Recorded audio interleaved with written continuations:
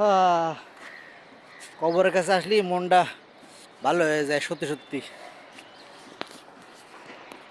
পবিত্র জায়গা, কবর পবিত্র জায়গা, এখানে কোনো ভয়ের কিছুই না। রমজান মাস, আমাদের যারা আত্মীয় স্বজন কবরের ভিতরে ঘুমায় আসছে, সেখানে আমরা কবরের কাছে যাব, দোয়া করব, দোয়া পড়বো বেশি বেশি করে।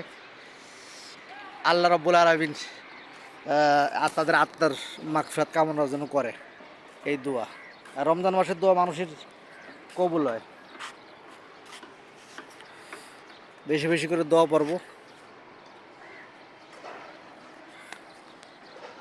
পবিত্র রমজান মাসে। চলে যেতে হবে আমাকে সবারই দুনিয়া থেকে, এই জন্যে আর কি আল্লাহর নাম বেশি বেশি করে নেব। এই যে ঘুমায় আছে চিরনিদ্রায়, বুঝছো? এটা আমাদের মুসলমান ধর্মের কবরগুলো অনেক সুন্দর, সত্যি সত্যি। আর গোরস্থানে আসলে পরে মনটা খুব ভালো লাগে। আমি আছি খিলগাঁও তালতলা, আমাদের ঢাকা সিটি কবরস্থান, ঢাকা। আমার বাংলাদেশের এগুলো সব কবর।